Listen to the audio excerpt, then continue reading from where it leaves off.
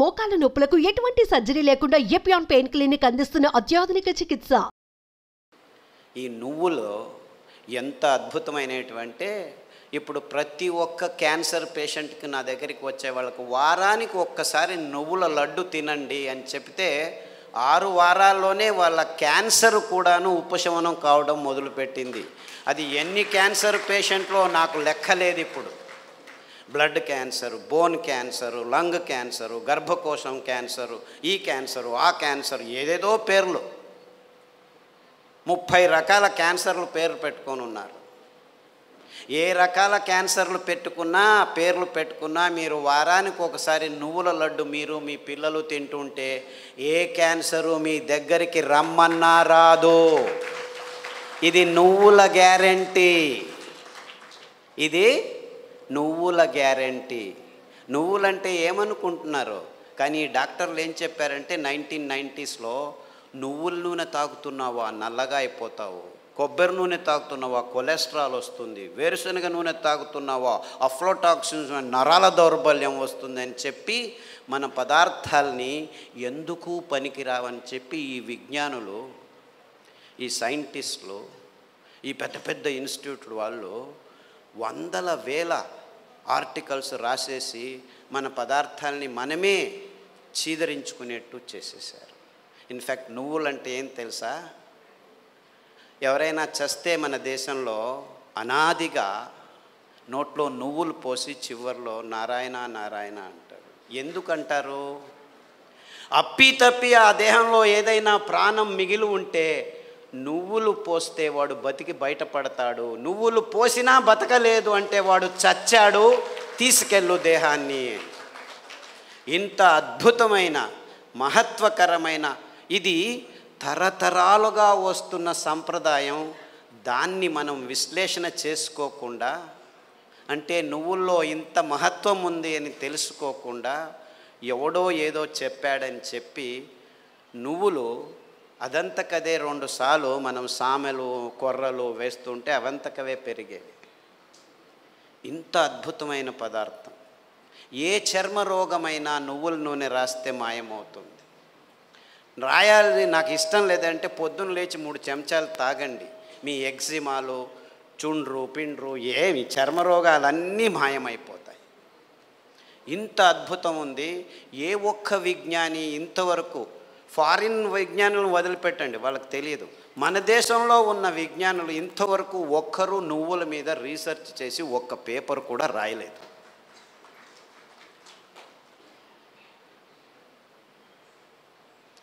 అంటే ఒక్కరు కాదు, వందల వేల మంది మైగ్రేన్ హెడేక్స్ ఉన్న వాళ్ళు ఈ నువ్వుల్ని, ఇంకా నేనేమి చెప్పట్లేదు మీకు, మరి నువ్వుల గురించే చెప్తున్నాను. నువ్వులు ఎలా పెరుగుతాయి? ఊరికి అలా పారేస్తే పెరుగుతాయి. ఇంత అద్భుతమైన పదార్థం నువ్వుల నూనె.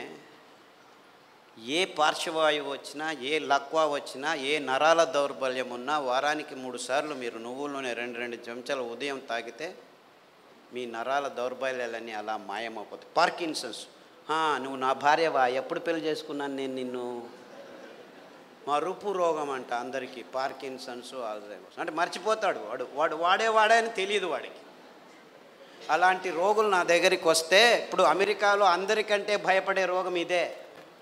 వాళ్ళకి క్యాన్సరు, డయాబెటీస్ అంతా మామూలు అయిపోయాయి, బతకడం నేర్చుకుంటున్నారు దానిలతో. కానీ పార్కిన్సన్స్తో బతికేది, బతుకుతున్నానని కూడా తెలియదు వాడికి.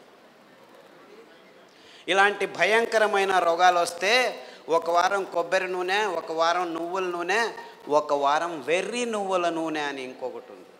వెర్రి నువ్వులని తెలుసా? దానికి పేరు ఎందుకు పెట్టారు వెర్రి నువ్వులని? నీకు వెర్రి ఉంటే ఈ నువ్వుల నూనె తాగితే వెర్రి కూడా బాగా అయిపోతుంది. I'm not joking, I'm very serious. చాలామంది పిల్లలు బుద్ధిమాంద్యులుగా పుట్టి వెర్రిగా ఆడుతుంటే ఇక్కడో అక్కడో ఇట్లా చూస్తూ ఉంటే వాళ్ళకి ఈ వెర్రి నువ్వుల నూనె కొబ్బరి నూనె తాపిస్తూ దానికి తోడు సామెలు అరికలు తినిపిస్తూ ఉంటే 3 నెలల్లో బాగా కూర్చొని నేను స్కూల్కి వెళ్తానని చెప్పి ఇప్పుడు 10వ తరగతిలో ఫస్ట్ క్లాస్ వచ్చిన వాళ్ళు 18 మంది ఉన్నారు నా దగ్గర. అంటే పెద్దవాళ్ళకు వెర్రి ఉన్నా కానీ ఈ పార్కిన్సన్సే బాగా అవుతుంది. రాసేదానికి కావట్లేదు, సంతకం పెడితే బ్యాంకు వాళ్ళు చెక్ను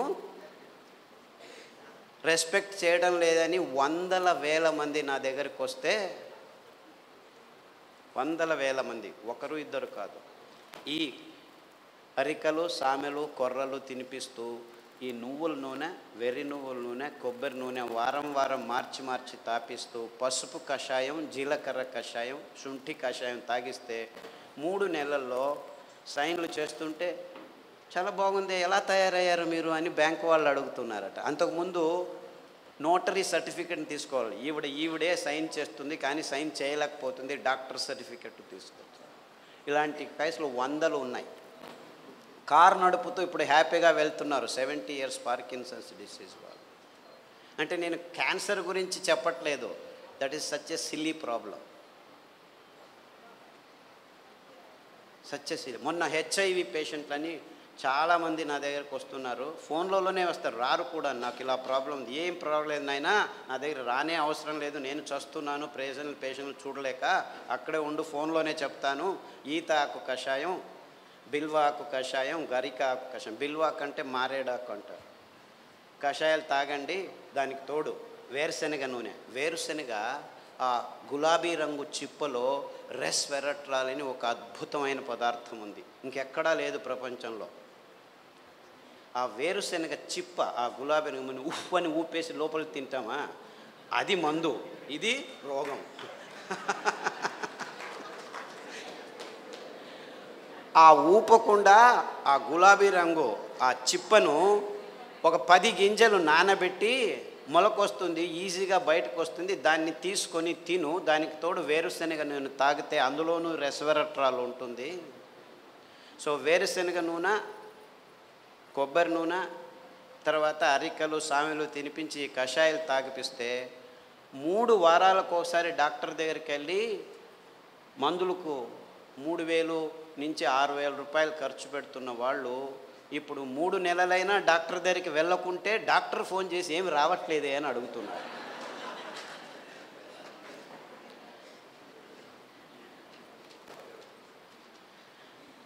అంటే ఆ ఈత ఆకులో, ఆ మారేడు ఆకులో, ఆ గరికలో ఎంత అద్భుతమైన విషయాలు ఉన్నాయని ఎవరూ చెప్పేదానికి ముందుకు రావట్లేదు. వందల మంది. సో నాకు ఎక్కడ లేని సంతోషం. ఈ అరికల్లో, సామెల్లో, ఊదుల్లో, కొర్రల్లో, గ్యాంగ్రీన్ పేషెంట్లు అది ఎంతమందికి బాగు చేశానో నాకు లెక్కనే లేదు నాకు. I have no count. రేపు కాల్ కట్ చేస్తారంటే డాక్టర్ ఖాదర్ చెప్పాడు, చామంతి పూల కషాయం, ఆకుల కషాయం తాగండి, గడ్డి చామంతి అని ఇంకొక ఆకు ఉంది, దానికి కషాయం తాగండి, సామెలు వారంలో 3 రోజులు తింటూ మిగిలిన ధాన్యం ఒక్కొక్క రోజు తింటే 6 వారాల్లో గాయం బాగైపోయి 6 నెలల్లో 6 కిలోమీటర్లు నడుస్తున్నాను డాక్టరు, ఎంత హ్యాపీగా ఉన్నానని ఫోన్లు చేసి నా దగ్గర రావాల్సిన అవసరం లేదు బాబు, నేను మిమ్మల్ని చూడలేను. ఫస్ట్లో 100 మందికి నేనే గాయం బాగు చేసి క్లీన్ చేసి అంతా చేసి బాగు చేసి, ఇప్పుడు నా దగ్గర రావద్దండి మీరే చేసుకోండి అని చెప్పేసి ఫోన్లలోనూ యూట్యూబ్లోనూ పుస్తకాల్లోనూ రాసేస్తే ఇప్పుడు ప్రతిరోజు ఇంకా ఫోన్లు బాగలేదని చెప్పి ఫేస్బుక్లో వాళ్ళే రాసుకుంటాను, వీడికి ఎందుకు చెప్పడం అనవసరం అని.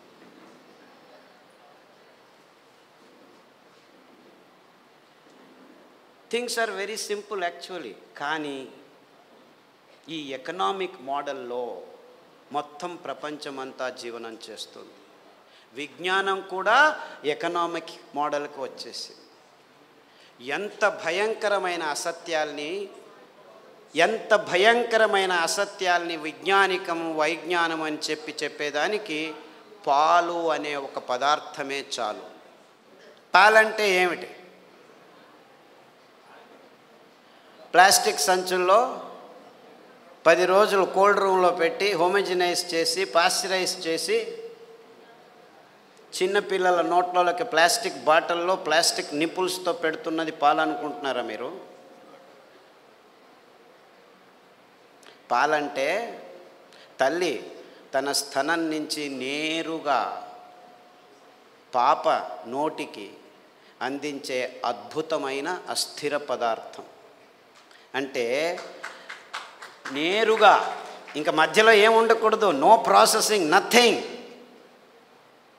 అది మనిషి కావచ్చు, ఆవు కావచ్చు, పులి కావచ్చు, ఏనుగు కావచ్చు. పాలు నిర్వచనం ఇది.